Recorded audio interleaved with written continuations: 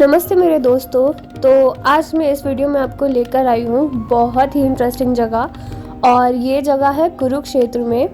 और हम सब जानते हैं कुरुक्षेत्र में महाभारत का युद्ध हुआ है, और यहाँ पे भगवान श्री कृष्ण ने गीता प्रसारण किया है।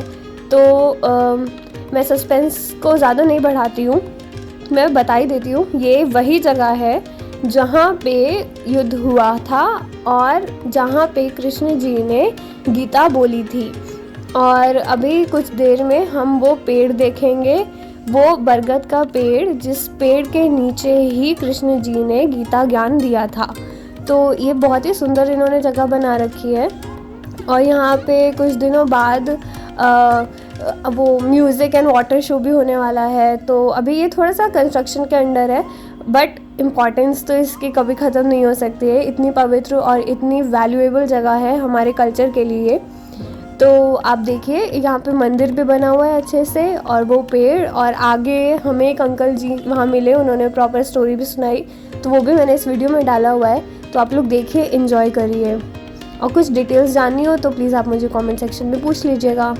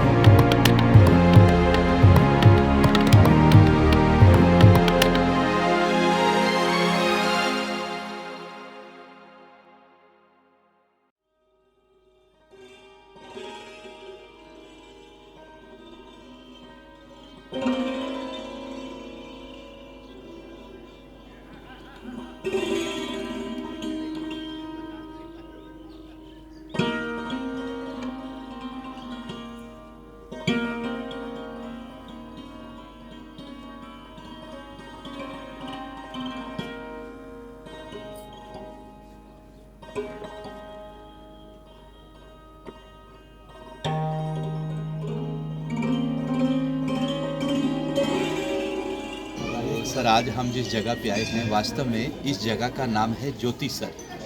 ज्योति मैंने प्रकाश, यानी कि भगवान कृष्ण जी ने यहाँ पे ज्ञान का ज्योति जलाया था। इस सरोवर को हम बोलते हैं ज्ञान का सरोवर, और इसका मिलके बन गया फिर ज्योतिसर।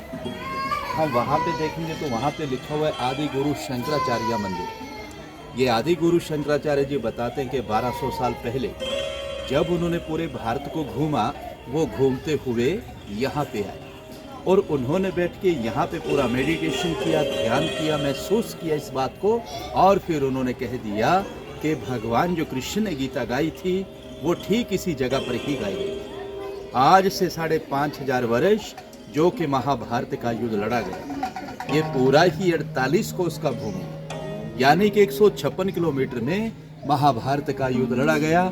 बताते जो कि 18 दिन तक चला। 18 अध्याय गीता के हैं, और 700 श्लोक हैं सर उसके अंदर। आज जितना भी श्रद्धालु यहाँ पे दूर दराज से आता है, चाहे वो मुंबई से आता है, दिल्ली से आता है, चंडीगढ़ से आता है, पंजाब से आता है, हरियाणा से आता है, वो भारत के किसी भी कोने से आता है, और आने के बाद उसके मन में एक ही सवाल होता है कि मैं जब भी कुरुक्षेत्र की भूमि पे जाऊँगा और फिर उधर में जाके ये सवाल करूँ। उनका सवाल होता है सीधा साधा सा कि हमें वो लाल मिट्टी तो बताइए कि किधर है, क्योंकि बहुत ही भयानक युद्ध हुआ था उस समय, और युद्ध के कारण ही वो पूरा का पूरा धरती लाल हो गया था। लेकिन आज वो लाल धरती हमें यहाँ पे अब दिखाई नहीं देता। उस जमाने में बताते कि उस समय इधर में ना तो किसी का मकान था, ना किसी का घर था, ना कोई गांव था, ना कोई शहर था, ना कोई रास्ता था। ये बिल्कुल एक बंजर जमीन था कि जिधर में महाभारत का युद्ध लड़ा गया था। आज हम जिस पवित्र भूमि पे और जिस पावन धरती पे यहाँ पे दर्शनों के लिए आज आए हैं, ये है मध्यम, यानी कि सेंटर पॉइंट, कि जहाँ पे भगवान कृष्ण जी ने अर्जुन को गीता सुनाया। जब अर्जुन को इधर में आके मोह गया कि मेरे चाचा, मेरे दादा, मेरे बंधु, मेरे अपने तो हैं प्रभु, मैं मारूं तो किसको मारूं, तो भगवान कृष्ण जी ने फिर इस जगह से कह दिया, अर्जुन अगर तू नहीं मारेगा तो मारे ये सब जाएंगे, इसलिए उठो और युद्ध का तैयारी करो। कहते हैं कि फिर इसी जगह से युद्ध का शुरुआत हुआ और इसी जगह से विराट रूप के अर्जुन को दर्शन भी हुए। भगवान कृष्ण जी ने जब उनको दिव्य दृष्टि देकर अर्जुन को पूरे का पूरा ही ब्रह्मांड दिखा दिया था कि अर्जुन अब तो पूरा ब्रह्मांड देख सकता है, मैंने तेरे को दिव्य दृष्टि दे दिया। कहते हैं कि फिर इसी जगह पे आके अर्जुन का जो मोह था वो पूरी तरह से भंग हो चुका था। इसी जगह से युद्ध का शुरुआत हुआ और अंत में आके युद्ध यहाँ समाप्त हो। कहते हैं कि भगवान कृष्ण जब इस पेड़ के नीचे गीता सुना रहे थे, उस समय गीता सुनाते समय ये पेड़ भी सदा सदा के लिए अमर हो गया और तभी इस पेड़ का नाम पड़ा अक्षय वट।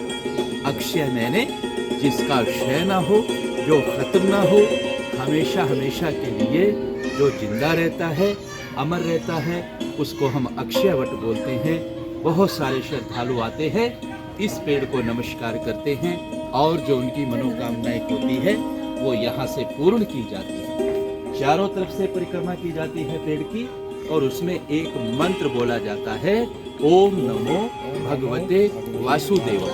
तो सर ये यहाँ का जानकारी है।